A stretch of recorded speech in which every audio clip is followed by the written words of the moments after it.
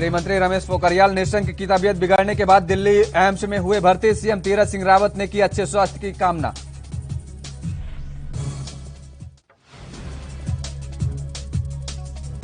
Cabinet मंत्री बिशन सिंह चूफाल ने किया 53 करोड़ की लागत से बने नमामि गंगे प्रोजेक्ट का उद्घाटन। विधायक दीवान सिंह बिष्ट भी रहे मौजूद।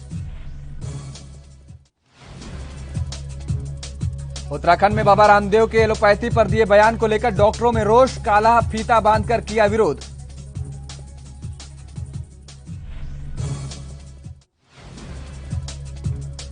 और उत्तराखंड में मौसम विभाग के अलर्ट के बाद कई जिलों में देर रात हुई बारिश। कई जिलों में आज भी झमाझम बारिश।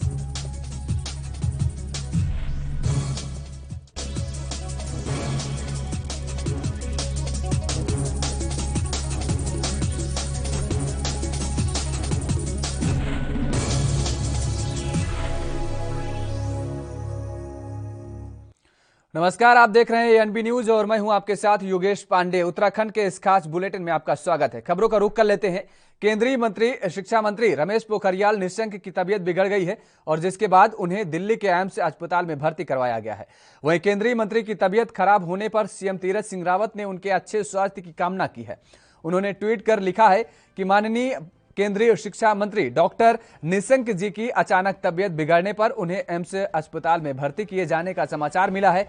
मैं भगवान बद्री विशाल और बाबा केदार से उनके शीघ्र स्वास्थ्य लाभ और दीर्घायु की कामना करता हूं। बता दें कि शिक्षा मंत्री निशंक ने 21 अप्रैल को ट्वीट कर जानकारी दी थी कि वे कोरोना से संक्रमित हो गए हैं और इसके साथ ही उन्होंने कहा था कि मेरे संपर्क में आए लोग टेस्ट करवाएं।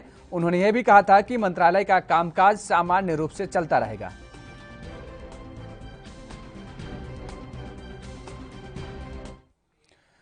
तो उत्तराखंड में इंडियन मेडिकल एसोसिएशन और प्रांतीय चिकित्सा सेवा संघ से जुड़े डॉक्टरों ने काला फीता बांधकर काम किया है। दरअसल डॉक्टरों ने बाबा रामदेव के एलोपैथी और उससे जुड़े डॉक्टरों के खिलाफ दिए बयान के खिलाफ विरोध किया है।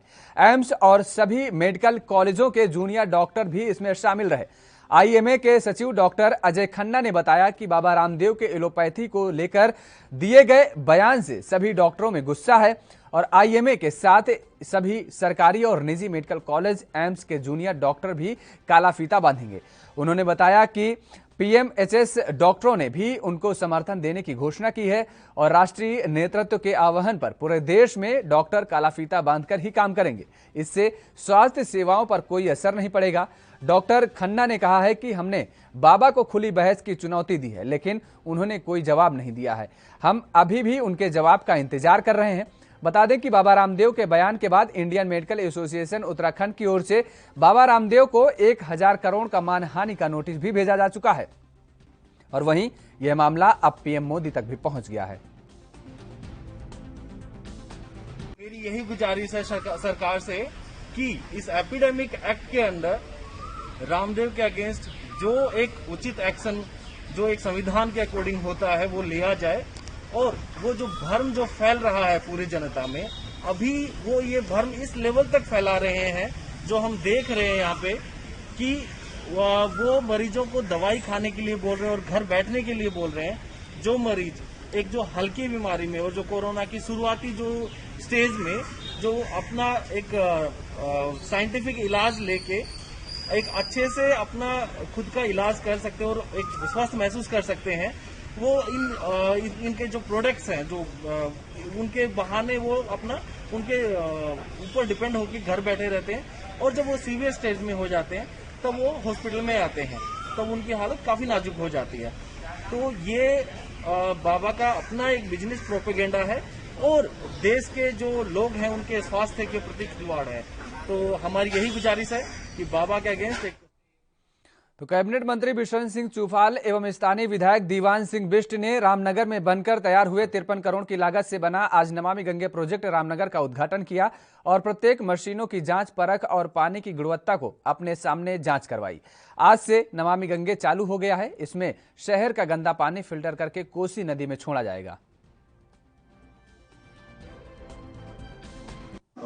ये जो सीवरेज ट्रीट प्लांट का यहाँ पर लगा हुआ है इसका निरीक्षण किया गया। इसके जो गुणवत्ता को देखते हुए जो इसमें लागत थी ये अंतिम चरण में करीब 95% इसमें काम हो चुका है। ये इसकी टोटल लागत जो बताई गई है वो 55 करोड़ की थी, जिसमें से 25 करोड़ इसको 15 साल तक के लिए इसके मेंटेनेंस के लिए जो इसमें कर्मचारी के उन सबका वेतन है। 15 साल के बाद ये फिर जल संसाधन विभाग को हस्तांतरित किया जाएगा।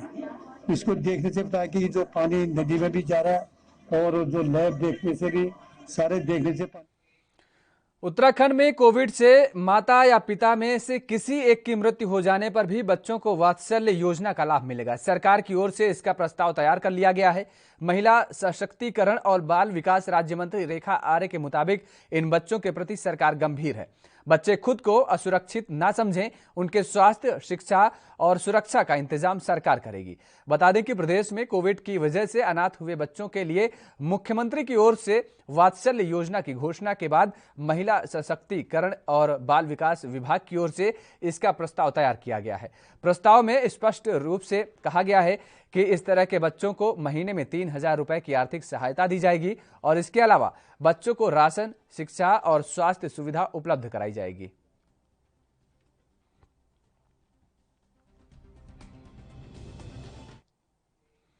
उत्तराखंड में कर्मचारी राज्य बीमा निगम यानी ISIC में पंजीकृत श्रमिकों को श्रम मंत्री ने एक और सुरक्षा की सौगात दी है।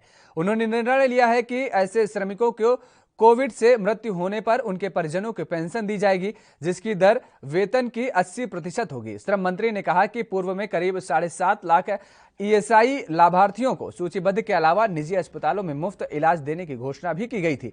कोविड काल में ESI लाभार्थियों और उनके परिजनों के लिए एक और अहम फैसला लिया गया है। उन्होंने बताया कि लाभार्थियों और परिजनों को अस्पतालों में मुफ्त इलाज के साथ ही कोरोना संक्रमण से मृत्यु होने पर परिजनों को वेतन का 80% तक पेंशन के रूप में दिया जाएगा। मसलन अगर किसी कर्मचारी का वेतन 10,000 रुपए है तो उसकी मृत्यु कोविड से होने पर परिजनों को 8,000 रुपए प्रतिमाह पेंशन दी जाएगी और इससे उनके परिवारों पर गंभीर आर्थिक संकट नहीं आएगा।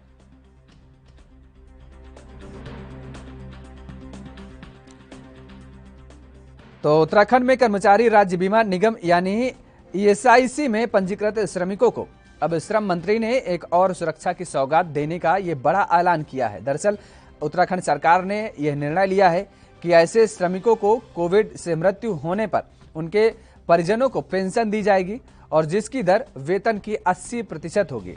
श्रम मंत्री ने कहा है कि पूर्व में करीब 7.5 लाख ESI लाभार्थियों को सूचीबद्ध के अलावा निजी अस्पतालों में मुफ्त इलाज देने की भी घोषणा की गई थी। कोविड काल में ESI लाभार्थियों और उनके परिजनों के लिए एक और अहम फैसला लिया गया है। तो उत्तराखंड सरकार की तरफ से ये एक अहम और बड़ा फैसला माना जा रहा है। उधर अरब सागर और बंगाल की खाड़ी से आ रही तेज नम हवाओं ने राज्य में मैदान से लेकर पहाड़ तक मौसम का मिजाज बदल दिया है। सोमवार को मैदान से लेकर पहाड़ तक झमाझम बारिश शुरू होगी और जो मंगलवार सुबह तक जारी रही है। कई जगह अभी भी हल्की बारिश जारी है। वहीं गढ़वाल से लेकर कुमाऊं तक सभी जगह हल्की बारिश से मौसम सुहावना हो गया है। मौसम वैज्ञानिकों के मुताबिक अगले 24 घंटे में देहरादून, बागेश्वर, नैनीताल और पिथौरागढ़ जैसे जिलों में भारी बारिश के साथ ही आकाशीय बिजली गिरने की संभावना जताई जा रही है।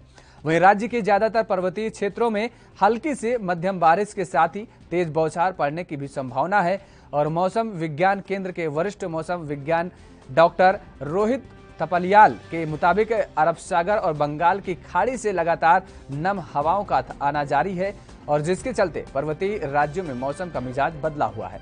राज्य के ज्यादातर पर्वतीय क्षेत्रों में तेज बौछार के साथ ही मैदानी क्षेत्रों में 30 से 40 किलोमीटर प्रति घंटे की रफ्तार से तेज हवाएं चलने की भी संभावना जताई गई है।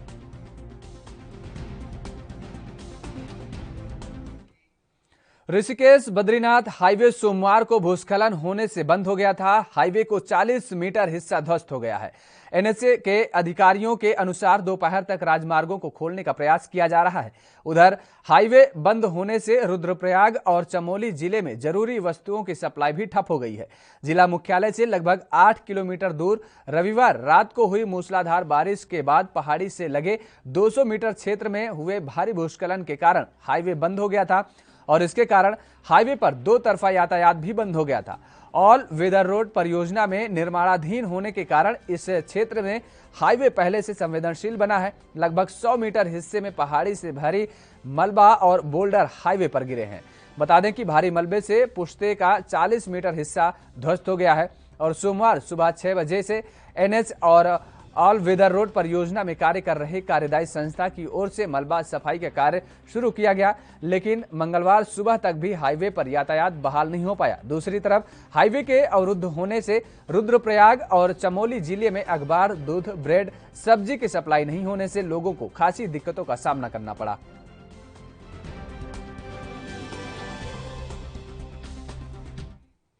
उत्तराखंड में कोरोना का कहर लगातार जारी है। यहां 24 घंटे में 1156 संक्रमित मरीज सामने आए हैं और 44 मरीजों की मौत हो गई है, जबकि 3039 मरीज स्वस्थ भी हुए हैं। इस प्रकार से कुल संक्रमितों की संख्या 3,29,494 हो गई है। स्वास्थ्य विभाग के मुताबिक सोमवार को 29,310 सैंपलों की जांच रिपोर्ट निगेटिव आई है, जबकि 13 जिलों में 1,156 लोग कोरोना संक्रमण की चपेट में आए हैं। वहीं देहरादून जिले में 205, ऊधम सिंह नगर में 173, नैनीताल में 161, हरिद्वार में 105 और पौड़ी में 84, जबकि अल्मोड़ा में 82 और पिथौरागढ़ में 74, चमोली में 64, उत्तरकाशी में 50, बागेश्वर में 47, टिहरे में 42 और रुद्रप्रयाग में 37, जबकि चंपावत जिले में 32 संक्रमित मिले हैं। बता दें कि प्रदेश में 24 घंटे में 44 मरीजों ने इलाज के दौरान दम तोड़ दिया है। वहीं देहरादून, हरिद्वार और ऊधम सिंह नगर जिले में अलग अलग अस्पतालों ने पूर्व में हुए 7 कोरोना मरीजों की मौत की डेथ ऑडिट रिपोर्ट दी है। अब तक 6,452 मरीजों की मौत हो चुकी है।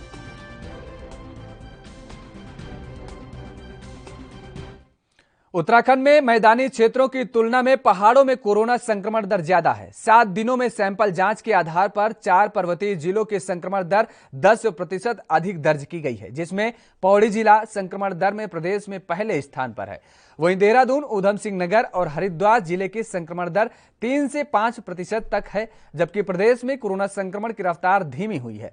मैदानी जिले देहरादून, हरिद्वार, नैनीताल और ऊधम सिंह नगर जिले में सैंपल जांच अधिक होने के साथ ही नए मरीज कम मिले हैं, जबकि पर्वतीय जिलों में मैदान की तुलना में सैंपल जांच कम हो रही है और संक्रमित मामले ज्यादा सामने आ रहे हैं। बता दें कि 7 दिन के भीतर 13 जनपदों में 2.47 लाख से अधिक सैंपलों की जांच की गई है, जिसमें से 14,819 नए मरीज मिले हैं और पौड़ी जिले में सबसे अधिक संक्रमण यानी 10.54% दर्ज किया गया है। और इसके साथ ही अल्मोड़ा, पिथौरागढ़, चमोली जिले की संक्रमण दर में भी 10% से ऊपर है। सबसे कम संक्रमण दर हरिद्वार जिले की 2.91% है। देहरादून की 5.35%, ऊधम सिंह नगर में 5.13% और नैनीताल की 8.75% संक्रमण दर है।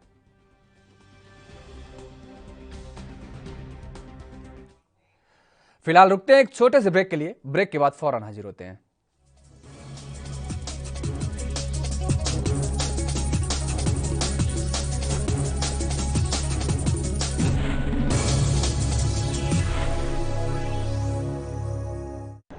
यात्रीगण कृपया ध्यान दें, ANB express news on wheels Tata sky, Airtel, Facebook page, Instagram, Jio TV, Google play, YouTube और ऐप स्टोर पर रात 9 बजे ANB न्यूज पर आ रही है। धन्यवाद। न्यूज देख रहे हैं।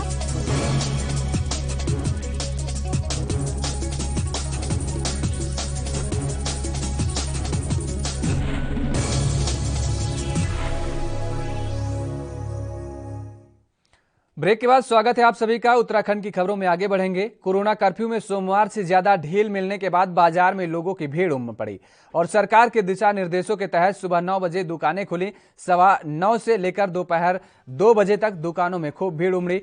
सबसे ज्यादा भीड़ कपड़े की दुकानों व परचून की दुकानों में दिखी। कुछ दुकानों में तो कोविड नियमों की जमकर धज्जियां भी उड़ाई गई। बाजार में वाहनों की भी काफी आवाजाही देखने को मिली।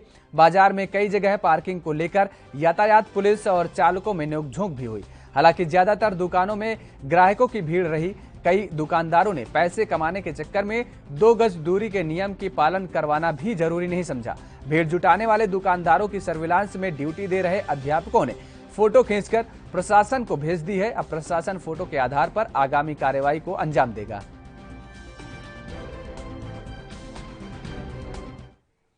राजकीय दून मेडिकल कॉलेज अस्पताल में भी अब ब्लैक फंगस के मरीजों की ऑपरेशन शुरू हो गए हैं। सोमवार को ब्लैक फंगस के 41 वर्षीय मरीज का पहला ऑपरेशन हुआ। राजकीय दून मेडिकल कॉलेज अस्पताल के प्राचार्य डॉक्टर आशुतोष सयाना ने बताया कि जिस तरह से ब्लैक फंगस के मरीज बढ़ रहे हैं, उसे देखते हुए रणनीति में बदलाव करते हुए ठोस व्यवस्था की जा रही है और इसी चरण में ब्लैक फंगस के मरीजों के लिए जरूरत के हिसाब से ऑपरेशन की सुविधा शुरू कर दी गई है। उन्होंने कहा कि अस्पताल में अब नाक, कान, गला, दांत, जबड़े, आंख और न्यूरो के ब्लैक फंगस संबंधी मरीजों के ऑपरेशन के लिए अलग से एक डेडिकेटेड ऑपरेशन थिएटर तैयार किया गया है। बता दें कि सोमवार को डॉक्टरों ने ब्लैक फंगस के जिस मरीज का ऑपरेशन किया वह कोरोना संक्रमित भी है। ईएनटी सर्जन डॉक्टर विकास सिकरवार की टीम ने मरीज का ऑपरेशन किया। मरीज को गत 19 मई को दून अस्पताल में भर्ती कराया गया था और इलाज के दौरान ही चेहरे में दर्द की शिकायत होने पर जांच कराई गई, जिसमें ब्लैक फंगस की पुष्टि हुई और यह मरीज पहले से ही हाई शुगर से पीड़ित है। इनमें नाक और साइनस में ब्लैक फंगस था, जिसे निकाल दिया गया है। तो प्रांतीय उद्योग व्यापार प्रतिनिधि मंडल सितारगंज द्वारा उप जिलाधिकारी को ज्ञापन सौंपा गया, जिसके अंतर्गत उन्हें बताया गया है कि अभी तक सभी व्यापारी सरकार की समस्त गाइडलाइन का पालन करते हुए आ रहे हैं, किंतु इस समय कोरोना का प्रकोप कम हो गया है, जिसको देखते हुए उत्तर प्रदेश, दिल्ली, हरियाणा, पंजाब समेत कई राज्यों में समय सीमा बढ़ाकर समस्त दुकानों को खोल दी गई हैं और मुख्यमंत्री महोदय से निवेदन है कि समस्त व्यापारी वर्ग को अपनी अपनी दुकानें खोलने की अनुमति प्रदान की जाए। व्यापार मंडल अध्यक्ष राजीव गुप्ता ने बताया कि सरकार की गाइडलाइन जो दी गई है, सितारगंज के व्यापारी भाई उस गाइडलाइन का पालन करते नजर आ रहे हैं, लेकिन बहुत सारी समस्याएं हमारे बीच आ रही हैं, जैसे कई प्रदेश नई गाइडलाइन जारी कर दी गई हैं। जो कि सर्वविदित है, हम लोग जो सरकार की गाइडलाइन है समस्त व्यापारी वर्ग उसका अभी तक पालन करते हुए आया है, लेकिन बहुत सारी समस्याएं हमारे बीच में आ रही हैं।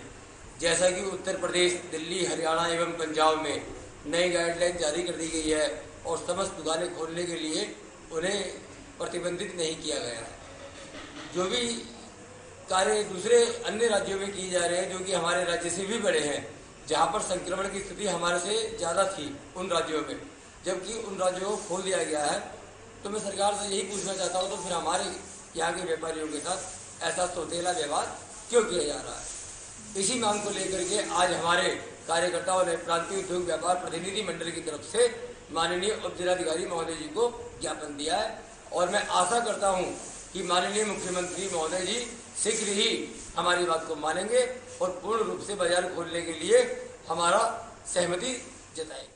कोविड-19 की सेकेंड वेव पूरे देश में महामारी फैली है और जैसा कि गवर्नमेंट की गाइडलाइन आई थी, जिसमें कि हम सब व्यापारियों को अपना प्रतिष्ठान बंद रखना था, जिसमें हमने प्रशासन और सरकार का सहयोग भी किया।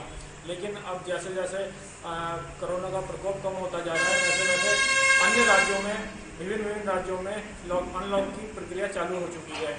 इसमें हम लोग भी चाहते हैं कि जिसमें आज हमारे व्यापार प्रतिनिधि मंडल सितारगंज ने ये सरकार से मांग की है कि जैसे कि अन्य राज्यों में व्यापारियों को छूट दी है प्रतिष्ठान खोलने के लिए, वैसे ही हमें भी हमारे राज्यों में भी व्यापारियों को व्यापार खोलने के लिए समय सीमा उसमें और छूट दी जाए, जिससे जो व्यापारियों की आर्थिक स्थिति में काफ़ी नुकसान हो रहा है और काफ़ी कठिनाइयों का सामना करना पड़ रहा है। इसमें व्यापार खोलने में भाजपा अल्पसंख्यक मोर्चा के द्वारा भाजपा अल्पसंख्यक मोर्चा के जिलाध्यक्ष बहरोज आलम के नेतृत्व में सेवा ही संगठन कार्यक्रम के तहत सैनिटाइजेशन का कार्यक्रम किया गया, जिसमें नगर विधायक प्रदीप बत्रा ने जानकारी देते हुए बताया कि भाजपा अल्पसंख्यक मोर्चा के द्वारा सेवा ही संगठन नाम से एक कार्यक्रम किया गया, जिसके अंतर्गत सभी वार्डों व प्रत्येक मोहल्ले में सैनिटाइजेशन किया जाएगा और जिससे कि हम कोरोना नामक महामारी से लड़ने में सक्षम हो सके। उन्होंने बताया कि बीजेपी अल्पसंख्यक मोर्चा के पदाधिकारियों एवं कार्यकर्ताओं के द्वारा सैनिटाइजेशन बॉक्स लेकर प्रत्येक मंडल व प्रत्येक वार्ड में सैनिटाइजेशन कराया जाएगा। वहीं भाजपा अल्पसंख्यक मोर्चा के जिलाध्यक्ष बहरोज आलम ने कहा कि सेवा ही संगठन कार्यक्रम के तहत प्रत्येक विधानसभा, प्रत्येक मंडल में हर मंडल अध्यक्ष अपने अपने मंडल में सैनिटाइजेशन कराएंगे। उन्होंने कहा कि 20 मंडल में 26 कार्यकर्ता सैनिटाइजेशन बॉक्स लेकर सैनिटाइजेशन का प्रोग्राम कराएंगे और 11 विधानसभा में ये कार्यक्रम किए जाएंगे। कोरोना महामारी से हम सभी को मिलकर लड़ना है और इसे हराना है।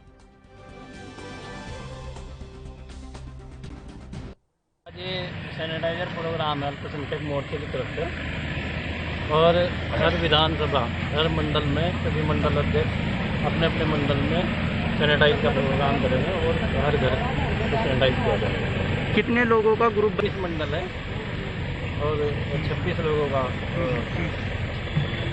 बनाया। कितने समय के लिए कार्यकर्ता सैनिटाइजर करेंगे? ये जब तक भी पूरा नहीं होगा तब तक चलेगा। किन किन क्षेत्रों में सैनिटाइजर किया जाएगा? ये 11 की 11 विधानसभा। अल्पसंख्यक मोर्चा द्वारा सेवा से संगठन कार्यक्रम के तहत सैनिटाइजेशन का कार्यक्रम शुरू किया, जिसमें जिलाध्यक्ष बेरोज प्रधान और प्रांतीय अध्यक्ष जो है शेख मोहम्मद मौजूद थे। और यहाँ से आज कैंप ऑफिसर को रवाना किया सारी टीम को। मोटरसाइकिल पर सैनिटाइजेशन बॉक्स लेकर सभी निकले हैं और हर मंडल में, हर वार्ड में ये लोग जो है सैनिटाइजेशन करेंगे, और इससे कि आने वाला समय जो है मक्खी मच्छर का उससे निजात मिलेगी और कोरोना से भी कहीं ना कहीं हम लड़ाई लड़ने में सक्षम होंगे। किन क्षेत्रों में सैनिटाइजर किया जाएगा? सभी विधानसभाओं में ये लोग कहते हैं सैनिटाइजेशन करेंगे, हर वार्ड में सैनिटाइजेशन करेंगे, जहाँ भी जरूरत होगी, जहाँ भी गर्मी देखेंगे। तो ये बहुत अच्छा कार्यक्रम है। पार्टी ने बहुत अच्छा एजेंडा दिया है कि सेवा से ही संगठन है, सेवा करना ही होता है। तो मैं सभी से ये अपील करना चाहूँगा कि सभी लोग सेवा करें। उत्तराखंड के नैनीताल में रामगढ़ ब्लॉक के मनरसा गांव में दुल्हन के कोरोना संक्रमित होने पर वर वधू ने पीपीई किट पहनकर फेरे लिए। शादी में दोनों पक्षों ने 12 लोग शामिल हुए। वर वधू के साथ ही बारातियों और घरातियों को 14 दिन के लिए होम क्वारंटीन कर दिया गया है। सोमवार को मनरसा गांव में दोपहर 12 बजे दिनेशपुर से बारात पहुंची, जिसमें दूल्हे समेत 6 लोग थे। प्रशासन और स्वास्थ्य विभाग की टीम की निगरानी में शादी की सभी रस्में पूरी हुई। प्रशासन ने दोनों पक्षों के लिए पीपीई किट मुहैया कराई। वर वधू ने पीपीई किट पहनकर फेरे लिए। राजस्व निरीक्षक भुवन चंद्र भंडारी और उप निरीक्षक पवन ध्यानी ने बताया कि शादी के बाद दुल्हन को एक अलग वाहन से ससुराल भेजा गया, जहां दिनेशपुरा में पूरे परिवार को कोविड नियमों के तहत 14 दिन के लिए होम क्वारंटाइन की व्यवस्था की गई है। शादी कार्यक्रम के दौरान खैराना पुलिस कांस्टेबल हर्षवर्धन सिंह, जितेंद्र सिंह थापा भी मौजूद रहे। पोषण ट्रैकर ऐप से अब पोषाहार वितरण में हो रही अनियमितताओं पर लगाम लग सकेगी। बाल विकास मंत्रालय की ओर से तैयार कराया गया पोषण ट्रैकर ऐप की नई व्यवस्था आज से उत्तराखंड में लागू हो गई है। राज्य की 1 लाख आंगनबाड़ी कार्यकर्ता इस ऐप को डाउनलोड कर इसमें महिलाओं और बच्चों को दिए जाने वाले पोषाहार की ऑनलाइन फीडिंग करेंगी। दरअसल लाभार्थियों की संख्या अधिक दिखाकर पोषाहार वितरण में होने वाले गोलमाल पर लगाम लगाने की केंद्र सरकार ने कवायद शुरू कर दी है। ऐप के माध्यम से ही पोषाहार वितरण पर नजर रखी जाएगी। ऐप को सीधे केंद्र के सर्वर से जोड़ा गया है। ऐप पर सभी श्रेणी का पूरा विवरण उपलब्ध होगा। इससे केंद्र सरकार की ओर से सीधे महिलाओं और बच्चों को दिए जाने वाले पोषाहार पर नजर रखी जा सकेगी। आंगनबाड़ी कार्यकर्ताओं की ओर से ऑनलाइन फीडिंग के आधार पर ही राशन का कोटा तय किया जाएगा। उसी हिसाब से ही आंगनबाड़ी केंद्रों में राशन की व्यवस्था की जाएगी। इससे सीधे तौर पर जितने राशन की जरूरत होगी उतना ही बच्चों को दिया जाएगा। ऋषिगंगा में उद्गम क्षेत्र में ग्लेशियरों में दरारें पड़ने की सूचना पर प्रभावित क्षेत्र का जायजा लेने गई आईटीबीपी, एसडीआरएफ और सिंचाई विभाग की टीम 2 दिन बाद लौट आई है। जिलाधिकारी स्वाति एस भदौरिया ने बताया कि अभी ग्लेशियर से तत्कालिक कोई खतरा नहीं है। टीम ने ऋषिगंगा के उद्गम में बनी झील का निरीक्षण भी किया। डीएम ने कहा कि ऋषिगंगा की आपदा के बाद से क्षेत्र में कोई बड़ी हलचल देखने को नहीं मिली है। दरअसल रैणी गांव में ग्रामीणों ने बीते दिनों ऋषिगंगा के उद्गम क्षेत्र में जाकर यहां ग्लेशियरों में दरारें पड़ी होने की सूचना प्रशासन को दी थी, जिस पर जिला प्रशासन ने तत्काल कार्रवाई करते हुए शासन से क्षेत्र के सर्वेक्षण के लिए वैज्ञानिकों की टीम भेजने का आग्रह किया था, और जिस पर 29 मई को देहरादून से हेलीकॉप्टर से वैज्ञानिकों की टीम ने भी ग्लेशियर क्षेत्र का हवाई सर्वेक्षण किया था। और साथ ही उसी दिन जोशी मठ से आईटीबीपी, एसडीआरएफ और सिंचाई विभाग की संयुक्त टीम भी प्रशिक्षु आईएएस डॉक्टर दीपक सैनी के नेतृत्व में श्री ऋषिगंगा के उद्गम स्थल तक गई थी। और फिलहाल टीमों की ओर से कहा गया है कि किसी भी तरह के कोई खतरा की आशंका नहीं है। यूरिया खाद को लेकर रुड़की जिले में काफी अफरा तफरी मची है। प्रशासन भले ही किसानों को समितियों के माध्यम से पर्याप्त उर्वरक उपलब्ध कराने के बंदोबस्त में जुटा हो, लेकिन थोक विक्रेता इससे बेफिक्र हो यूरिया की कालाबाजारी में जुटे हैं। किसानों के मुताबिक मौजूदा समय में डीलरों द्वारा किसानों को 266 रुपए की दर वाले यूरिया को 300 रुपए में और 400 रुपए की दर वाले यूरिया को 450 जबकि 500 रुपए तक बेचा जा रहा है। इन दिनों रबी फसल की बुआई के मद्देनजर जहां किसानों ने खाद की खरीद शुरू कर दी है, वहीं डीलरों द्वारा यूरिया को लेकर उनमें मनमानी रकम वसूली जा रही है। तो वहीं रुड़की के लंढौरा कस्बे में खाद डीलरों द्वारा ओवर रेट यूरिया बेचने को लेकर किसानों द्वारा खाद व्यापारियों के खिलाफ प्रदर्शन व हंगामा करने का मामला न्यूज चैनलों में प्रमुखता से चलाने के बाद हरकत में आए कृषि विभाग के मुख्य कृषि अधिकारी ने लंढौरा स्थित कृषि एवं भूमि संरक्षण अधिकारी को यूरिया अपनी देखरेख में बेचने के आदेश देने के बाद आज कृषि एवं भूमि संरक्षण अधिकारी एसके अग्रवाल की देखरेख में 2 दुकानों पर यूरिया वितरण किया गया। आज देखो आज से पहले तो ये अपनी मनमानी कर रहे थे, किसानों को 300 का 350 का खाद का कट्टा दे रहे थे और पता नहीं क्या क्या लगाया वो 400-500 तक का पड़ रहा था जी। और कोई सुनवाई की बदतमीजी कर रहे थे किसानों के साथ। हमने जो शिकायत करी इनकी और हमारे जो पत्रकार बंधु उन्होंने हमारा सहयोग करा और प्रशासन ने आज देखो यहाँ से कोई अधिकारी बैठा रखा जो बिल्कुल रेट टू रेट आज खाद मिल रहा है यहाँ। इससे हमारे पत्रकार बंधु और प्रशासन का धन्यवाद करते हैं। आज तो जो ना रेट बिल्कुल सही लगे हों, जब हमारे पत्रकार यहाँ आए जो आनकर जो ना बात की देखभाल रखी तो आज कोई दवाई की खाद में नहीं लगाई, सिर्फ खाद का दिया और रेट सही दिया और एक आधार कार्ड को 2 कट्टे दिए, आराम से मिले, कोई दिक्कत नहीं हुई और कोई परेशानी। आज तो मामला बिल्कुल सच रहा। लंढौरा में 3 जो है फर्टिलाइजर विक्रेता हैं जिनकी जो है कल जो है शिकायत प्राप्त हुई थी कि ये जो है फिक्स रेट से ज़्यादा पर यूरिया बेच रहे हैं। तो जिले से जैसे ही मुझे पत्र प्राप्त हुआ, आज 3 दुकानें मैंने सुबह 8 बजे फोन करके इनको खुलवाई। उत्तराखंड के अल्मोड़ा में राजस्व और सिविल पुलिस की संयुक्त टीम के छापे में गोदाम के बजाय एक कमरे में रखा 320 किलो विस्फोटक पदार्थ बरामद कर एक युवक को गिरफ्तार किया गया है। सीओ मातवर सिंह का कहना है कि विस्फोट अवैध रूप से रखा गया था। मामले की जांच की जा रही है। उधर सूचना मिलते ही नायब तहसीलदार मनीषा मारकाना और सीओ के नेतृत्व में कानून गो कुंदन नयाल, राजस्व उप निरीक्षक निखिल त्यागी समेत पुलिस और राजस्व टीम मौके पर पहुंची। टीम को वहां 5 पेटी नाइट्रेट मिक्सचर, 3 पेटी detonating fuse, 2 roll detonating wire, 5 पेटी सेफ्टी फ्यूज और 47 कॉयल मिले हैं। वहीं विस्फोटक मिलने के बाद मौके से ग्राम पांडेताली बाड़े छीना निवासी गोदाम प्रभारी शेर सिंह को गिरफ्तार किया गया है और उसके खिलाफ मुकदमा भी दर्ज कर लिया गया है।